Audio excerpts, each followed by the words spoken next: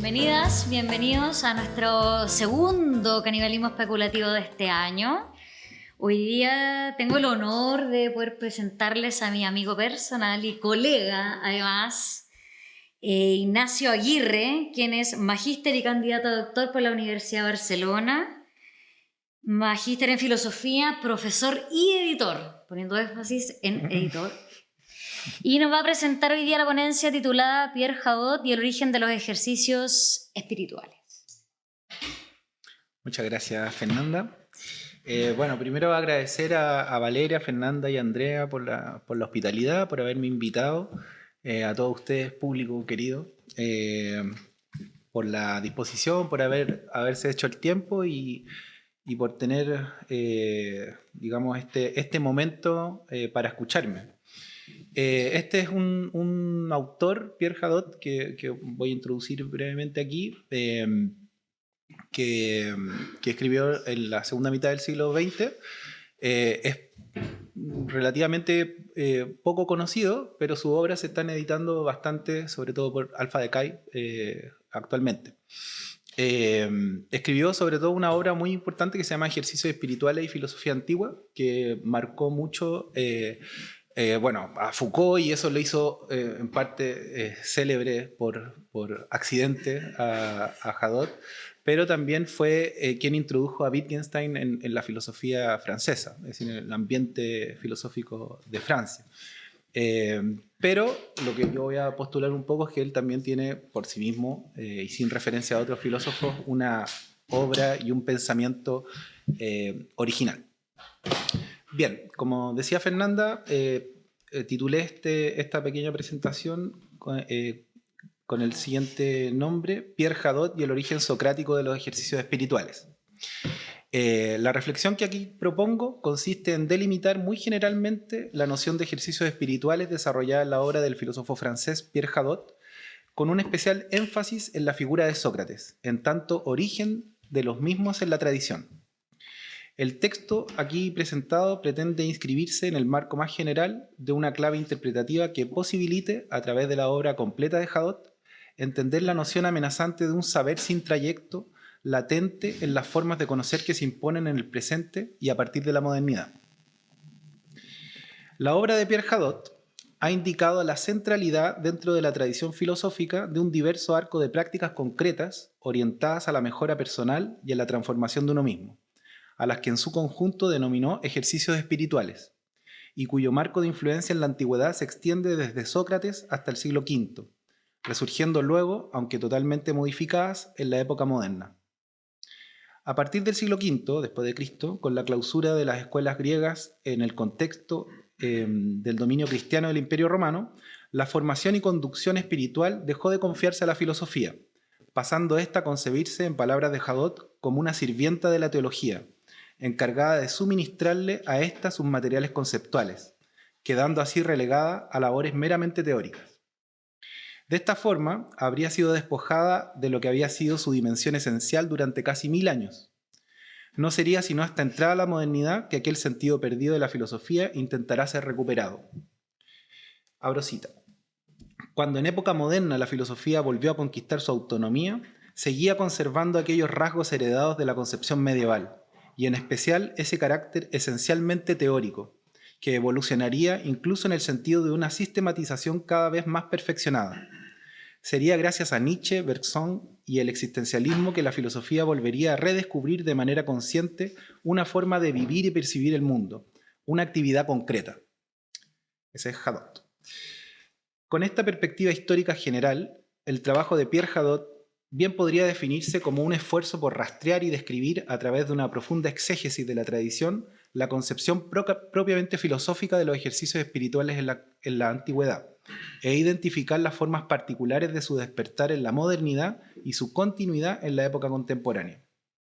Aquel proyecto se llevó a cabo durante un intenso rodeo formativo, primero bajo la protección de la Iglesia y luego ya distanciado de la misma como docente universitario, trayecto en el cual fue poniendo una creciente atención en las escuelas griegas de inspiración socrática y su transición al mundo latino, en las cuales encontró las claves para consolidar su interpretación y ampliarla al devenir completo de la tradición filosófica occidental.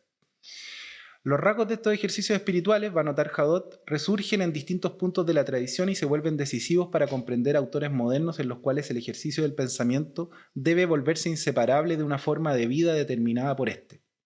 El propio Hadot ubica en el inicio de su trayectoria esta preocupación por la filosofía concebida como forma de vida. Dice Hadot: en uno de mis primeros artículos intentaba ya analizar la actividad filosófica entendida como transformación, recordando siempre mi entusiasta disertación de aquel amenazador verano de 1939, mientras realizaba el bachillerato de filosofía, sobre un tema característico en Henri Bergson. Filosofar no supone construir un sistema, dice Bergson, sino dedicarse, una vez se ha decidido, a mirar con sencillez dentro y alrededor de uno mismo. Así pues, bajo la influencia de Bergson y más tarde del existencialismo, entendía la filosofía como una metamorfosis absoluta de la manera de ver el mundo y de estar en él. En determinado momento de su trayectoria, al adentrarse en los textos de la antigüedad, Hadot, a la sazón especialista en la historia, la lengua y la filosofía greco-latina, comprendió que el legado escrito de los antiguos filósofos no constituía sino una parte, la más marginal incluso, de su verdadera ocupación. Los textos escritos funcionaban como un recurso cuyo objetivo consistía en la transformación efectiva de quien realmente pudiera, a través de ellos, experimentar el efecto de querer vivir de acuerdo a los principios fundamentales que cada escuela adoptaba y promovía. La escritura y la lectura entonces eran concebidas como ejercicios conducentes a producir en su misma práctica una modificación en la vida de quien lee o escribe, tomando para ello un tiempo y un ritmo determinados, a la vez que desplegando ciertos recursos literarios técnicos y de estilo para tal efecto. A los textos se suma una larga lista con idéntico fin, que Hadot fue recolectando y clasificando a través de diferentes fuentes, y entre los cuales aparecen los exámenes de conciencia, el diálogo con uno mismo y con otros, la atención, la vigilancia, la escucha, la concentración en el instante presente, la meditación, la observación de la naturaleza, la amistad, la cura de las pasiones, el humor, la ironía y muchos otros en cuya persistencia, emuladora de la actividad física, se jugaba el éxito de quien quisiera realmente convertirse en filósofo. Dice Hadot: el paralelismo entre ejercicio físico y ejercicio espiritual no deja aquí de estar presente. Del mismo modo en que por medio de la práctica repetida de ejercicios corporales el atleta proporciona a su cuerpo una nueva apariencia y mayor vigor, gracias a los ejercicios espirituales el filósofo proporciona más vigor a su alma, modifica su paisaje interior, transforma su visión del mundo y finalmente su ser por entero. La analogía podría resultar todavía más evidente por cuanto que el gymnasium, es decir, en el lugar donde se practicaban los ejercicios físicos, eran impartidas también las lecciones de filosofía, lo que significa que se llevaba a cabo allí un entrenamiento específico en la gimnasia espiritual.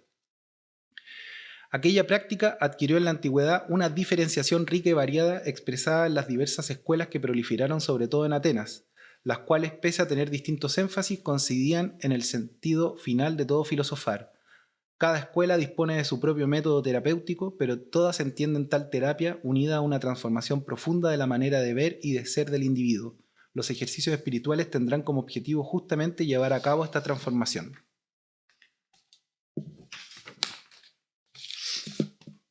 Bajo esta perspectiva, y tal como ya anunciaba la cita de Bergson escogida por Hadot, resulta absurdo pretender encontrar en los textos de la antigüedad lo que desde la escolástica y luego en la modernidad se va a exigir propiamente como sistema filosófico.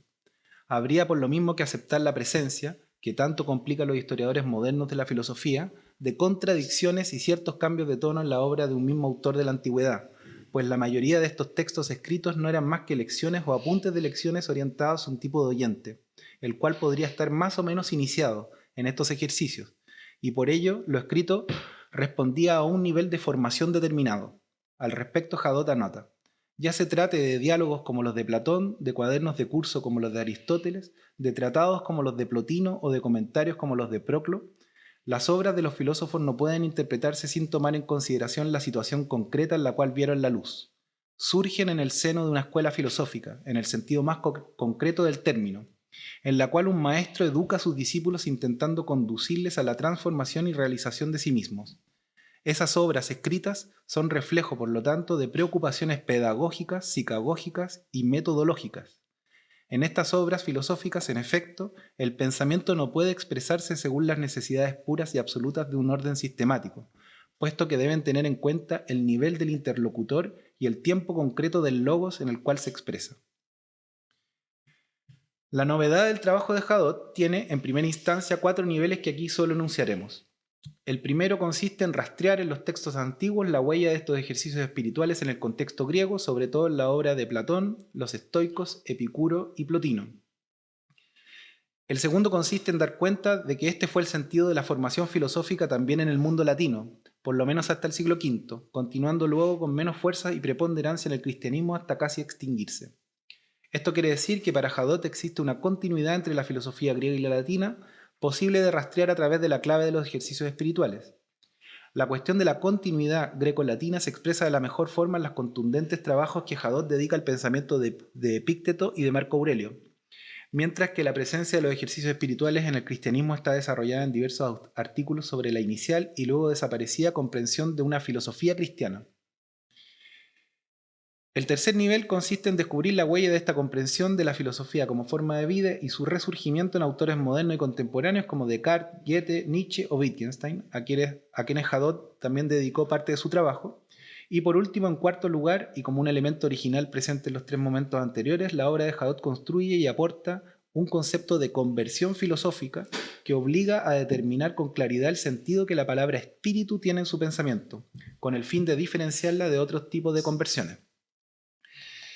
En términos generales, con la perspectiva de los ejercicios espirituales como una dimensión esencial pero tachada de la historia de la filosofía, Hadot nos viene a decir que a partir de determinado momento de su aurora y luego en el apogeo de la antigüedad, la filosofía fue concebida primordialmente como una disciplina que implicaba una forma de vida y un modo de ser buscado y conseguido mediante ejercicios intencionados, antes que una actividad centrada exclusivamente en el discurso teórico. La filosofía antigua propone al hombre, dice Hadot, un arte de vivir, al contrario que la moderna, que aboga en primer lugar por la construcción de un lenguaje técnico reservado a especialistas. Bien, eso funcionó como una suerte de introducción a Hadot para ubicarse un poco en su pensamiento. Y ahora voy a proceder a leerles un pequeño texto que indica el origen de estos ejercicios espirituales que Hadot ubica en la figura de Sócrates. Tiene por título Sócrates, Génesis de los ejercicios espirituales. El origen de los ejercicios espirituales que Pierre Hadot describe a lo largo de su obra se encuentra en la figura de Sócrates. Es el pensador ateniense quien delimita y modela en primera instancia el sentido y la práctica de estos. Al comienzo del apartado segundo de Ejercicios espirituales y filosofía antigua, titulado Aprender a dialogar, Hadot señala que la práctica de ejercicios espirituales se desarrolla probablemente en tradiciones que se remontan a tiempos inmemoriales. El carácter demasiado vago de esta observación conduce a Hadot a introducir una nota que permite determinar con mayor nitidez el inicio específico para el fenómeno que lo ocupa. Dice, los ejercicios espirituales que nos interesan son precisamente procesos mentales que nada tienen que ver con el trance cataléptico, sino que responden, por el contrario, a una rigurosa necesidad de control racional, necesidad que se nos hace patente con la aparición de la figura de Sócrates. Tal como insinúa la cita, los ejercicios espirituales serían herederos de viejas prácticas provenientes de tradiciones más antiguas que la griega, las cuales, sin embargo, adquieren una dimensión singular con la irrupción de Sócrates. No sería en primera instancia del todo descabellado suponer que Sócrates representa una suerte de democratización de aquel misticismo filosófico que practicaron sus antecesores más ilustres, Heráclito, Parménides, Empédocles o Pitágoras, y que aquella obsesiva disposición por agitar la conciencia de sus pares desde adentro de la ciudad y no retirado de ella, constituye un gesto político insólito y de primer orden, el cual de paso inaugura un lugar absolutamente específico del filósofo en la polis, que anima luego a toda una línea de nuevos agitadores dispuestos a rechazar por distintos medios las convenciones propias de la ciudad, aunque incapaces al mismo tiempo de renunciar a ella. Con Sócrates, está claro, no se trata de una sabiduría distante, apartada, divinizada o transhumana, como diría Giorgio Colli de sus predecesores, a la que se acude como a una suerte de oráculo, sino que se trata de una sabiduría callejera, incómoda, vagabunda, provocadora, que busca a quien incluso no la ha pedido, o a quien no sabe que la necesita, una sabiduría que opera en el centro mismo de las formas de vida que ella a su vez cuestiona e increpa, y que por eso mismo se vuelve peligrosa al punto de merecer la muerte. Pese a que el caso de Sócrates es archiconocido, resulta necesario para este escrito volver sobre él desde la perspectiva que ya hemos esbozado. Desde ella resulta fácil suponer que el ejercicio espiritual propiamente socrático es el diálogo, el cual se desarrolla casi siempre en las calles de la ciudad de Atenas y en interlocución con quienes realizan en ella los más diversos trabajos. A través de un juego convenido de preguntas y respuestas, Sócrates se ubica siempre hábilmente en el lado de las primeras y, teniendo el compromiso de la atención completa de su interlocutor, emprende un recorrido cuya finalidad consiste en despertar en él la conciencia moral, desatando con ello un complejo proceso de individuación. Dice Hadot, a la manera del infatigable Tábano, Sócrates acosa a sus interlocutores con preguntas que le ponen en cuestión, que les obligan a prestarse atención a sí mismos, a cuidarse de sí mismos. En su elogio de Sócrates, Hadot establece que el Sócrates fundante de los ejercicios espirituales se encuentra configurado de modo ejemplar en el banquete de Platón. Es más, para Hadot, la figura que allí emerge va a terminar siendo doblemente fundadora. Sócrates será el iniciador tanto de la filosofía antigua clásica, como ya se dijo, como el filósofo que inspira en buena medida el giro hacia la filosofía contemporánea. Dice Hadot, es muy difícil, quizás imposible, decir lo que fue el Sócrates histórico, aun cuando los hechos memorables de su vida estén ampliamente documentados. Pero los testimonios que sobre él nos han legado sus contemporáneos, los de Platón y Jenofonte, los de Aristófanes, han transformado, idealizado, distorsionado los rasgos del Sócrates que vivió en la Atenas de finales del siglo V a.C. ¿Acaso se podrá recuperar y reconstruir algún día lo que fue realmente? Me atrevería a decir, en cierto sentido, poco importa, pues su figura ideal, tal como aparece dibujada por Platón en el banquete, tal como la percibieron aquellos dos grandes socráticos, Kierkegaard y Nietzsche, ha desempeñado un rol fundacional en nuestra tradición occidental e incluso en el nacimiento del pensamiento contemporáneo. Entonces, Hadot, ¿no? Esa figura ideal, fundante de dos épocas, tendría ciertos rasgos característicos que Hadot asocia a tres otras figuras del mundo antiguo: Sileno, Eros y Dionisio.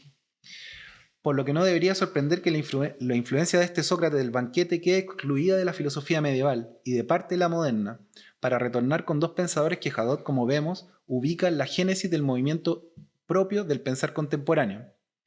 Algo dormido en la tradición vuelve a despertar, y para comprender esto, Hadot nos dice que en el banquete la figura de Sócrates aparece de entrada, quien la descubre desconcertante, ambigua, inquietante. No se trata entonces, como ya adelantamos, de una figura ascética, ni tampoco ilustrada, sino que en principio una asociada al sileno, aquellos seres desvergonzados, cómicos, vividores, que representan al ser puramente natural, la negación de la cultura y la civilización, la bufonada grotesca, la licencia de los instintos. Aquel Sócrates emparentado con las fuerzas instintivas es de hecho relacionado por Kierkegaard con un kobold, ser de la mitología alemana abocado a las labores domésticas, que al no ser alimentado se volvía malvado y vengativo. Una figura doble, familiar y extraña, afable y violenta, atractiva y repulsiva al mismo tiempo. Como remarca Hadot, Sócrates se revela aquí desde el principio como un maestro de la apariencia, una máscara que seduce y arrastra por diversos medios a través de la perplejidad. Todos los recursos performáticos y de la imaginación son movilizados por Sócrates con tal de remecer y movilizar el pensamiento de quien le ha confiado su atención. Las crecientes paradojas y recovecos a los que conduce con sus preguntas generan estupor, enojo, confusión y cierta admiración en partes iguales. Lo que Sócrates no tiene de seducción física lo compensa con una agilidad dialéctica llena de recursos y sorpresas ocultas. Hadot recuerda aquella observación que hiciera Nietzsche. Resulta significativo, dice Nietzsche, que sea Sócrates el primer gran heleno que fue feo. Sin embargo, aquella circunstancia está marcada por el hecho de que el aspecto de Sócrates, aquella apariencia casi monstruosa, poco agraciada, cómica, desvergonzada, solo es una fachada y una máscara. Como dice Nietzsche, en él todo es a la vez oculto, lleno de segundas intenciones, subterráneo. El increíble despliegue imaginativo de Sócrates inicia un juego de máscaras que constituye a partir de aquí lo más propio y desconcertante del ejercicio filosófico, tema que será recuperado por el propio Nietzsche casi 2000 años después. Dice Nietzsche, En esto consistía, escribe Nietzsche en los textos inéditos del último periodo de su vida, el encanto diabólico de Sócrates. Tenía un alma, pero tras ella otra más, y tras la segunda una tercera. En la primera de ellas, Jenofonte se instala a dormir, en la segunda Platón.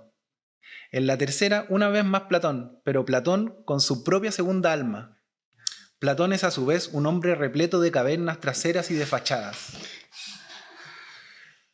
La máscara socrática inaugura un juego perspectivista que, pese al posterior control de su célebre discípulo, se inmiscuye en la historia del pensamiento como una herramienta de insumisión y autodominio a toda costa. La inatrapable ironía que se deja entrever constituye, desde la perspectiva de Hadot, un enigma aún abierto. Sócrates fue tan diestro, dice Hadot, en esta clase de disimulo, que logró enmascararse para siempre a la historia. No escribió nada, se limitó a dialogar, y todos los testimonios que sobre él poseemos, más que revelárnoslo, lo esconden, precisamente porque Sócrates siempre sirvió de máscara a quienes hablaron por él. Sócrates de esta manera se ha transformado para Hadot en el gran próposon de la tradición, la máscara que permite tanto en la antigüedad como en la época contemporánea dar salida a las múltiples personalidades, formas de vida y voces literarias que fundan ese gusto y deseo de ocultarse y burlarse de la convención con el fin de ajustar la vida al pensar y el pensar a la vida, como un campo experimental abierto, no clausurado de antemano por proyecto trascendente alguno. Estoy solo. Mi única analogía es Sócrates. Mi tarea es una tarea socrática, va a exclamar Kierkegaard, citado por Hadot, quien también hace decir a Nietzsche que hay hombres que solo quieren mostrarse medio velados por otros. En ello reside una gran sabiduría.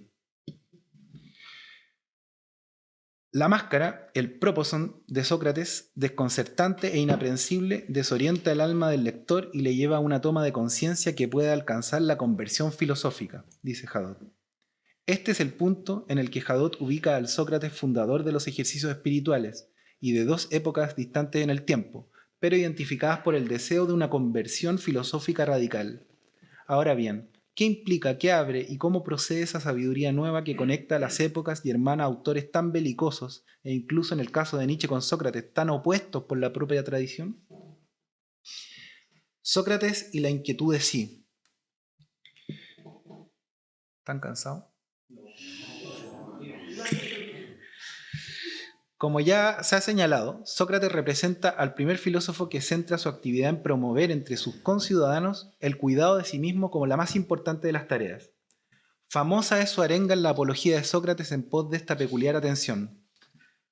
Dice Sócrates, citado por Platón: ¿cómo, querido amigo, eres ateniense, ciudadano de una ciudad más grande, más célebre que cualquier otra por su ciencia y pujanza, y no te avergüenzas de cuidarte solo de tu fortuna, de acrecentarla lo máximo posible, así como de tu reputación y tu honor?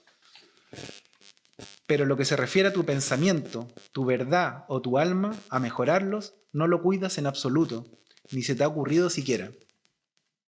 Hadot no se demora en constatar que esta promoción de la preocupación por uno mismo, a la que se consagra Sócrates, choca políticamente con las ideas dominantes en la Atenas de su época, y será este en parte el motivo de su posterior condena. Es que el sentido de la misión socrática apunta a un fortalecimiento racional del individuo desprovisto ya de mitos y poesía. Propone un golpe de timón hacia una interioridad capaz de sostenerse sin esquivar la duda, la aporía y la confusión, elementos que, como hemos señalado, se muestran capaces de reorientar la vida del espíritu hacia la práctica racional y creativa y son condición de posibilidad para que pueda incluso a través del discurso superarlo. Es cierto, dice Hadot, que Sócrates es un apasionado de la palabra y el diálogo, pero también desea mostrar con la misma pasión los límites del lenguaje. La justicia jamás se comprenderá a menos que se experimente. Al igual que toda realidad auténtica, la justicia no se puede definir. Esto es precisamente lo que Sócrates pretende que su interlocutora alcance a comprender para invitarle a experimentar la justicia. Esto demuestra de buena forma la orientación vital de toda la performance socrática. Sócrates carece de sistema que enseñar. Toda su filosofía es ejercicio espiritual, nueva manera de vivir, reflexión activa, conciencia viviente. En este sentido, además de la provocación infatigable que anima sus diálogos, orientando al cuidado del pensamiento, la verdad y el alma, Sócrates aparece como alguien que practica también otros ejercicios espirituales, pues como sabemos, además del diálogo, es capaz de pasar largos momentos quieto y a solas. Puede estar amplios espacios de tiempo sin comer, beber ni bañarse. para luego ser quien introduce el elemento que desata la pasión reflexiva y dialéctica. La dimensión de agitador de los discursos a través del diálogo es complementada por un riguroso y a ratos extrafalario trabajo personal de carácter individual, apenas visible en los diálogos platónicos. En el banquete se puede atisbar esta conducta cuando al llegar a la casa de Agatón, donde tendrá lugar el simposio, Sócrates se queda rezagado, y al preguntar el dueño de casa por él, Aristodemo, su acompañante, no sabe en qué minuto se ha perdido. Agatón manda entonces a un esclavo a buscarle, quien luego le informa que el Sócrates que decís se ha alejado y se ha quedado plantado en el portal de los vecinos. Aunque le estoy llamando, no quiere entrar. Ante la extrañeza e insistencia de Agatón por hacerle venir, Aristodemo replica: «Dejadle quieto, pues esto es una de sus costumbres. A veces se aparta y se queda plantado donde quiera que se encuentre. Vendrá enseguida, supongo. No lo molestéis y dejadlo tranquilo». Como suele suceder en los diálogos platónicos, Sócrates llega a propósito tarde al banquete y por ello su discurso queda para el final. Pero además ha llegado sin que contra su costumbre hubiera transcurrido mucho tiempo, sino más o menos cuando estaban en la mitad de la comida. Sócrates no ha venido por tanto a comer, pero como se verá al final del diálogo, tampoco ha venido a dar un discurso. Todas estas disposiciones marcan su condición de atopotatos, que Hadot traduce como fuera de lugar, extraño, extravagante, absurdo, inclasificable, desconcertante. El propio Sócrates lo reconoce.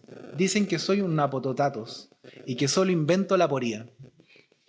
Y aquella actitud se debe justamente a la irrenunciable y calculada práctica de ejercicios como estos, los cuales luego le permiten tener a mano los recursos filosóficos que tuercen el curso de los acontecimientos, como si de una constante performance, muy repetido eso, se tratara. El contenido de este tipo de ejercicio personal puede tener que ver quizás con aquellas palabras de concentración que Aristófanes pone en boca de Sócrates y que Hadot trae a colación. Dice Aristófanes, hablando a través de Sócrates, ¿no? «Ponte a meditar ahora y concéntrate a fondo. Por el medio que sea, repliégate sobre ti mismo mientras te concentras. Si te estancas en algún momento, corre rápidamente hacia otra parte. No centres siempre tu pensamiento en ti mismo, sino que deja que tu espíritu comience a volar por los aires, como si fuera un abejorro al que un hilo retuviera en el suelo». Sea como fuere, Sócrates introduce una forma de vida atípica que atrae, extraña, perturba y molesta acaso con la misma fuerza, pero que en cualquier caso lo presenta como a alguien siempre preparado de antemano para afrontar las diversas situaciones que se le presentan, como la intervención en un banquete, teniendo fresco aquello que él mismo se ha impuesto como su misión vital, a saber, despertar en todo momento la preocupación por uno mismo, mantener viva la inquietud de sí mismo y despertarla en sus conciudadanos. Por eso, tal como recuerda Hadot y como es por todos sabidos, ese autocuidado del que cuida Sócrates se identifica finalmente con las cualidades de un parto, que en cualquier momento o situación puede tener lugar. Dice Hadot, en el Teeteto, Sócrates afirma ejercer el mismo oficio de su madre. Ella era partera y asistía en los nacimientos del cuerpo. Él es partero de los espíritus, los asiste en su nacimiento. Él no engendra nada en sí, puesto que no sabe nada. Solo ayuda a los demás a engendrarse a sí mismos. El rol de asistente en el engendramiento de los espíritus es de las más extrañas de las ocupaciones, y Sócrates lo va a asumir con tal rigor que pronto va a transformarla en una más de las formas de vida u oficios de la ciudad, el filósofo. Lo relevante aquí tiene que ver con el sentido mismo de aquel celo obsesivo que Sócrates pone en el momento del parto y que le hace quedar plantado en el portal antes de entrar en escena, pues dar a luz a un nuevo espíritu no es un oficio cualquiera, y la intervención está llena de peligros y desviaciones posibles, por lo que todos los medios y recursos del lenguaje, la imaginación, la escucha, etc., deben estar disponibles. Agitar en otros el cuidado de uno mismo, producir este giro radical hacia la atención a uno mismo, no tiene el sentido de cuidarse a sí mismo, no tiene únicamente el sentido de cuidarse a sí mismo, sino también de uno mismo. Esto es de los monstruos que uno es capaz de engendrar sin el entrenamiento necesario, sin tener presentes estos cuidados o desatendiéndolos.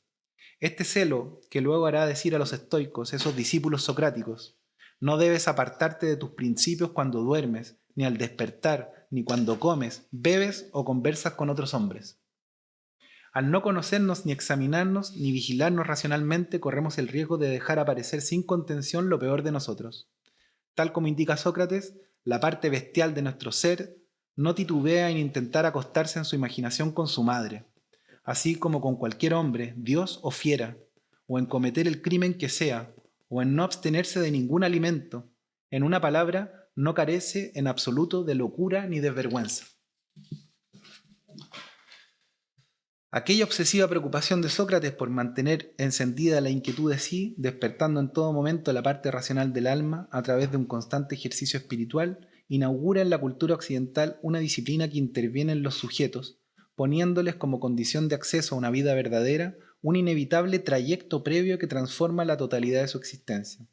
Esa radicalidad de vivir de acuerdo a la verdad racional que afecta a la vida completa, generando con ello excéntricas y variadas propuestas, es lo que comienza a ser reconocible a partir de aquí a los filósofos. El propio Sócrates sintetiza esta actitud con toda claridad en un pasaje que Hadot cita y traduce. No cuido en absoluto aquello que suele preocupar a la mayoría de la gente: asuntos de negocios, administración de bienes, cargos de estrategia, éxitos oratorios, magistraturas, coaliciones, facciones políticas. No me siento atraído por este camino, sino por este otro, que a cada uno de vosotros en particular le haría el mayor bien, intentando convencerle de que cuide menos lo que tiene y cuide más lo que es, para convertirle en alguien lo más excelente y razonable posible. La ingente lista de ocupaciones desdeñadas por Sócrates reduce la existencia filosófica a una única orientación: cuidar en todo momento lo que se es para llevar una vida razonable y excelente. El camino indicado por Sócrates, que duda cabe, tiene su foco en hacer nacer esta individualidad racional y que ésta sea una base para la mejor convivencia entre los ciudadanos de una misma polis, al hacerlos más excelentes, lo cual en este caso implica un desapego del tener y una apuesta por el ser, asquesis que inspira luego a los cínicos, estoicos y epicúreos. Por ello, como afirma Hadot, se podría decir que Sócrates es el primer individuo de la historia del pensamiento occidental. Volvamos finalmente por un momento al ejercicio mismo de la sabiduría socrática.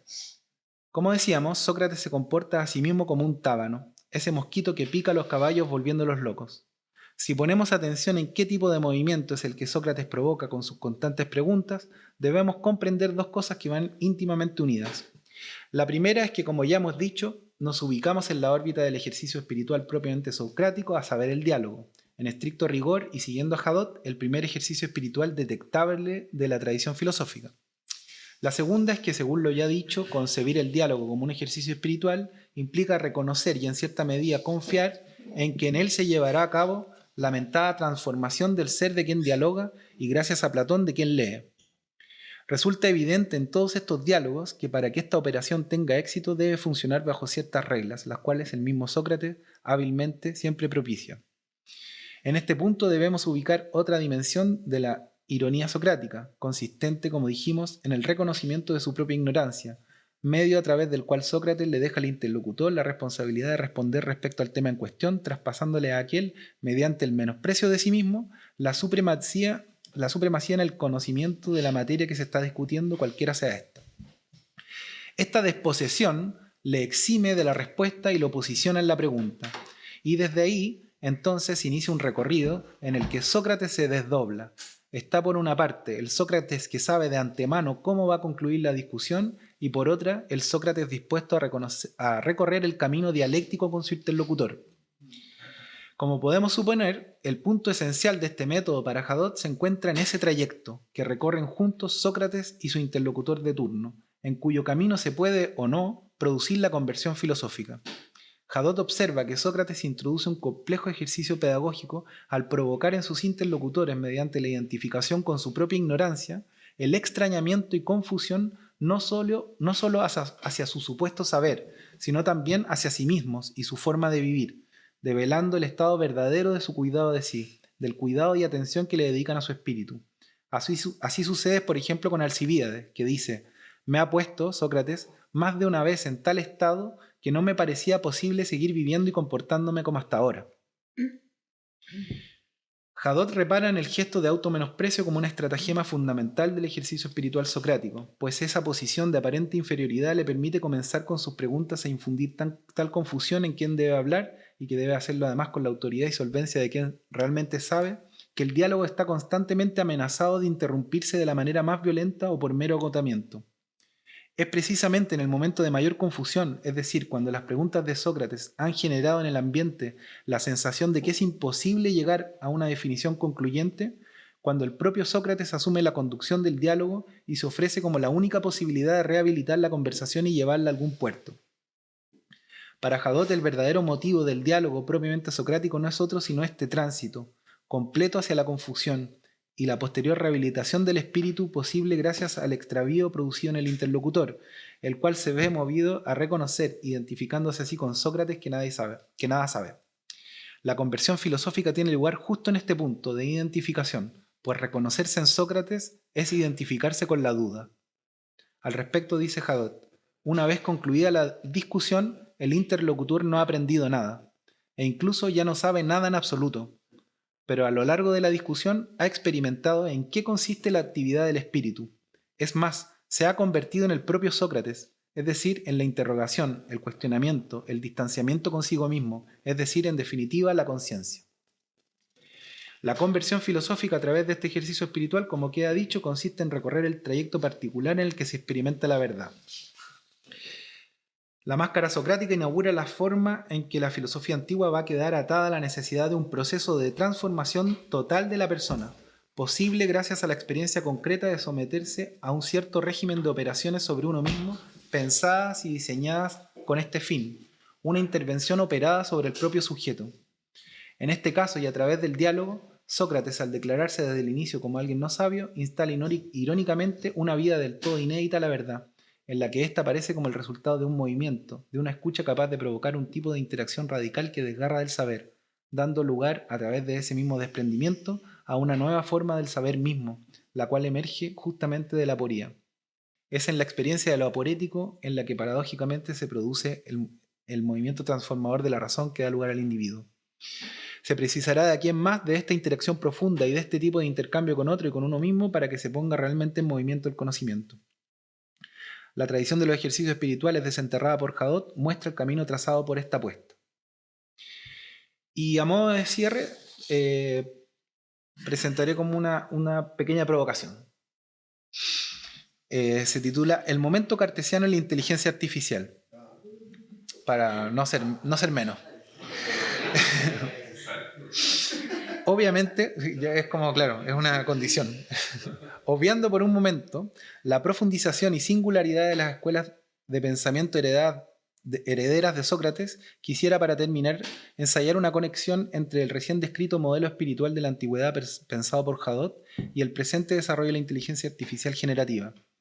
La reflexión que quisiera esbozar tiene que ver con la posibilidad de que, debido a la intensificación técnica de la inteligencia artificial, el individuo de la tradición occidental esté quedando paradójicamente expulsado del conocimiento. Para pensar esta hipótesis, propongo en primera instancia abordarla desde la perspectiva del agotamiento vital que Nietzsche diagnostica en las postrimerías del siglo XIX, es decir, en plena efervescencia de la idea de progreso unida al desarrollo tecnológico. Es precisamente en este contexto que Nietzsche hace oír a Zaratustra las siguientes palabras de boca de un adivino, las cuales turban su corazón. Dice, y vi venir una gran tristeza sobre los hombres. Los mejores se cansaron de sus obras. Una doctrina se difundió, y junto a ella corría una fe. Todo está vacío, todo es idéntico, todo fue. Y desde todos los cerros el eco repetía, todo está vacío, todo es idéntico, todo fue. Sin duda nosotros hemos cosechado, mas ¿por qué se nos han podrido todos los frutos y se nos han ennegrecido? ¿Qué cayó de la malvada luna la última noche? Inútil ha sido todo el trabajo. En veneno se ha transformado nuestro vino. El mal de ojo ha quemado nuestros campos y nuestros corazones, poniéndolos amarillos. Todos nosotros nos hemos vuelto áridos, y si cae fuego sobre nosotros, nos reduciremos a polvo, como la ceniza. Aún más, nosotros hemos cansado hasta el mismo fuego. Todos los pozos se nos han secado, también el mar se ha retirado. Todos los suelos quieren abrirse, mas la profundidad no quiere tragarnos. Ay, ¿dónde queda todavía un mar en que poder ahogarse? Así resuena nuestro lamento, alejándose sobre ciénagas planas. En verdad, estamos demasiado cansados incluso para morir. Ahora continuamos estando en vela y sobrevivimos en cámaras sepulcrales. El desazonante augurio del adivino bien podría aplicarse a una de las tantas reacciones que podemos tener respecto a nuestro rol ante la inteligencia artificial, resultando quizás de este agotamiento que ha ido dando muerte a todo aquello que hacía que la vida valiera la pena y que ha dado lugar a una amplia playa de sepultureros, por lo demás, de Dios, de la historia, del arte, de la cultura. Desde este punto de mira, podríamos leer el desarrollo de dicha tecnología como un golpe proveniente de aquellos cansados de la vida, pues de alguna manera la trampa poshumanista asociada al éxito técnico y corporativo que estimula y promueve el uso de la IA resitúa la vieja obsesión por superar la vida y la muerte, ahora a través del uso obligado de una tecnología que amenaza con expulsarnos como agentes del conocimiento y de fusionarnos a las máquinas, iniciando con ello una nueva etapa. Pero antes de dar rienda suelta a esta estimulante paranoia, quisiera situar esta tesis en el contexto. No voy a dar rienda suelta a esta estimulante paranoia, por si acaso. Es para que ustedes la desaten. Quisiera situar esta tesis en el contexto de lo que hemos venido explicando sobre los ejercicios espirituales o sobre el rol de la espiritualidad en la tradición filosófica. Michel Foucault, influido en este punto por la lectura de ejercicios espirituales y filosofía antigua de Pierre Hadot, va a coincidir con que el modelo espiritual sostenido por los ejercicios espirituales marca toda la cultura de la antigüedad, definiendo en buena medida los modos de acceso a la verdad durante el periodo clásico. Dice Foucault, del ejercicio filosófico al ascetismo cristiano, 1000 años de transformación, 1000 años de evolución, de la cual la inquietud de sí es, sin duda, uno de los hilos conductores importantes. En los cursos reunidos con el título La hermenéutica del sujeto, Foucault también coincide en que Sócrates ha sido el iniciador en la tradición de las prácticas sobre uno mismo, como llamó Foucault a los ejercicios espirituales, y que éstas eran el resultado de una atención prioritaria durante la antigüedad a la citada inquietud de sí, la cual, según él, habría tenido en el inicio de la filosofía una preeminencia por sobre el luego más destacado conócete a ti mismo. Dice Foucault, el conócete a ti mismo aparece de una manera bastante clara en el marco más general de la inquietud de sí mismo, como una de las formas, una de las consecuencias, una suerte de aplicación concreta, precisa y particular de la regla general. Debes ocuparte de ti mismo, no tienes que olvidarte de ti mismo, es preciso que te cuides. Aquel camino trazado por la inquietud de sí va a desviarse con la ya mentada consolidación del cristianismo en el seno del Imperio Romano y su singular apropiación de la filosofía antigua. En este contexto, la exigencia socrática por la inquietud de sí mismo desaparece tal y como se la entendía, y cuando ya en la modernidad el pensamiento inicia su autonomía respecto a la escolástica, es el conócete a ti mismo el que va a tomar su lugar. Esto incluso pese a que Descartes vuelve a instalar la duda como actitud fundamental, retomando de algún modo, aunque ya sin el contexto de las escuelas antiguas, la estela socrática. Para Foucault justamente es en el nuevo énfasis cartesiano donde radica el giro fundamental en el modo como el sujeto va a concebir la verdad, dándole de pronto la centralidad al conocimiento entendido como evidencia, separándolo así de las operaciones espirituales que habían funcionado como su condición. A aquel momento que modifica la historia de la verdad y de la constitución misma de la subjetividad, Foucault le llama momento cartesiano, pues según él, es en las meditaciones metafísicas de Descartes donde se expresa la actitud que configurará la subjetividad moderna. Al respecto, Foucault apunta, desde el momento en que el ser del sujeto no es puesto en cuestión por la necesidad de tener acceso a la verdad, creo que entramos en otra era de la historia de las relaciones entre subjetividad y la verdad. La modernidad representaría, en este sentido, una desviación de la estela socrática marcada por la inquietud de sí mismo, hacia una nueva etapa, cuya principal modificación consiste en dejar fuera esa totalidad del ser que implicaba la conversión filosófica, siendo requerida ahora únicamente la función del conocimiento reducida a una serie de operaciones formales orientadas por la adquisición de evidencia. La vieja accesis socrática y su conjunto de prácticas de sí sobre sí necesarias de sostener para producir un cambio profundo en quien quiere conocer la verdad es de pronto considerada como no necesaria. Es entonces, ahora desde la perspectiva Foucaultiana, a partir de donde podemos pensar el desarrollo de la IA como una suerte de radicalización de aquel momento cartesiano, con la particularidad de que si ese momento se caracterizó como uno capaz de prescindir de la espiritualidad, aquellas, las IAs generativas, se deshacen tanto de la inquietud de sí como del oracular conócete a ti mismo, y su énfasis cognitivo, pues ofrecen la perspectiva de no requerir siquiera de una operación del conocimiento desde el sujeto, sino que proponen una especie de independencia del mismo, una autofagia sintética y autónoma del saber, donde el sujeto corre el riesgo de ser expulsado o, en el mejor de los casos, funcionar como un entrenador que ya se ha retirado primero de la práctica espiritual y luego también de cualquier producción de conocimiento. Es decir, una comprensión del saber sin trayecto y sin escuelas. Es entonces posible, con esto termino, es entonces posible postular la tesis de que desde esta perspectiva la inteligencia artificial sea algo así como el golpe final al socratismo, esto es, al tránsito transformador que implica no saber las respuestas y a través de ello ganarnos una conciencia, algo así como un sí mismo, una subjetividad. ¿Es posible en el mismo sentido pensar que tantos siglos de humanismo y de lo que queda de espiritualidad filosófica se hayan estrellado definitivamente en Silicon Valley? ¿Es viable aplicar los conceptos nietzscheanos contenidos en lo que él llama el espíritu de resentimiento al modo particular en que se ha desarrollado la tecnología fusionada con siglos de cristianismo a partir de la modernidad? De momento baste señalar que la vía más rica para abordar este tema se me presenta a partir de lo que Hannah Arendt planteaba como una paradoja. Si el ideal de Occidente, desde los griegos hasta Marx, ha sido alcanzar o al menos desear una vida con acceso al ocio, ¿por qué al día de hoy, cuando la humanidad ha generado las condiciones tecnológicas para emanciparse en buena medida del trabajo, el ser humano se ata como nunca al mismo, creando incluso un modo de vida que extiende temporalmente hacia el propio tiempo libre el dominio del trabajo y la producción asociada a él? ¿Podría en algún sentido encontrarse en la inteligencia artificial un punto de retorno a aquel otium o vida contemplativa que Arendt y en algún sentido también Hadot ubican como condición fundamental para, en un sentido literal, ganarse la vida, es decir, no únicamente sobrevivir? ¿En qué sentido la perspectiva de pensar en nuevos ejercicios espirituales podría jugar algún rol en este horizonte particular de problemas? Muchas gracias.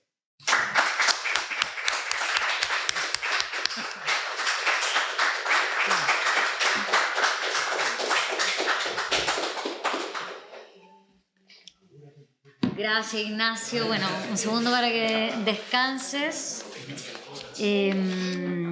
No, antes de abrir... ¿Ah? No, que me desordené todo. Pasa. Nada, antes de abrir una conversación que obvio tu texto muy estimulante propone, simplemente haré un hilo conductor de las principales ideas para ir retomando ciertas nociones y que podamos ampliar y abrir la discusión. Así que muy breve. Para resumir, el texto que nos presenta Ignacio propone una exploración y reivindicación de la filosofía clásica, guiada especialmente por el concepto de ejercicios espirituales que propone el filósofo francés Pierre Hadot. Centrado en la figura de Sócrates como origen de esta práctica de la filosofía occidental, Hadot reivindica una visión de la filosofía como forma de vida, más allá de los sistemas teóricos, rescatando prácticas filosóficas de la antigüedad griega y latina y que consisten en la transformación del ser a través de ejercicios que el mismo Hadot denomina procesos mentales, tales como el diálogo, la atención, la introspección, la meditación, pero también, y muy importante, lo comentamos antes, la agitación de la conciencia como gesto político de primer orden para la reivindicación de lo que ahora diríamos la democracia, pero a la polis, gesto que, como sabemos, llevó a Sócrates a la muerte. Este texto representa, desde mi punto de vista, una reflexión profunda y provocadora que combina historia de la filosofía, la crítica cultural y el análisis contemporáneo, mostrando que la filosofía, lejos de ser solo un ejercicio intelectual, es originariamente una práctica de transformación personal, una especie de entrenamiento del alma y que su olvido puede tener consecuencias aún más profundas para la forma en que accedemos a la verdad y nos comprendemos como sujetos. El contraste entre el modelo socrático, donde el conocimiento se gana a través del diálogo, la ironía y el autoconocimiento, y el modelo actual, donde el conocimiento parece producirse automáticamente, sin trayecto ni sujeto, abre una interrogante desde mi punto de vista inquietante. ¿Estamos desplazando al saber como objeto del sujeto? ¿Está la tecnología reemplazando el camino interior que antes exigía la filosofía? Con mucha lucidez el texto sugiere que la inteligencia artificial podría llevarnos a un saber sin trayecto, es decir, un saber desprovisto de experiencia, de transformación y por lo tanto de conciencia. A pesar de que este planteamiento no busca demonizar la inteligencia artificial, sí pretende con fuerza recordar la importancia del camino, del cuidado de sí, como condición de acceso a una vida verdaderamente humana. La pregunta que el texto nos deja Más bien, la pregunta que Ignacio nos presenta desde mi punto de vista es del todo profunda. ¿Realmente puede haber un saber sin sujeto? ¿Puede la humanidad prescindir de la experiencia que transforma? En este sentido, me parece el texto acierta al no caer en un cierto catastrofismo, pero tampoco en la ingenuidad tecnológica. Lo que a mi parecer se plantea es una crisis del humanismo filosófico, de la figura del sujeto racional y espiritual que la filosofía cultivó durante siglos. Insisto, desde mi punto de vista, me parece que el texto sugiere que lo que está en juego con la inteligencia artificial no es solo una cierta noción de trabajo o de privacidad, sino la estructura misma del conocimiento y, por tanto, del yo. Bueno, con esto voy a moderar, hablo para que todos podamos preguntar, comentar, etc. Solo antes quisiera decirte que no había reparado cuando conversamos en que me gusta mucho esta idea de el cuidado de sí como cuidado de sí, cuidado a sí, pero para que después lo conversemos un poco. Y el juego de máscara como un juego de personalidades, como la dialéctica como un juego de personalidades socrático. Pensando también, no había reparado en que Hegel lo dice así, como la dialéctica como un juego de personalidades, y ahora, a propósito del Proposon, lo entendí como juego de máscaras. Y esa idea también me interesa mucho que pudiésemos profundizar. Súper. Eso. Ahora,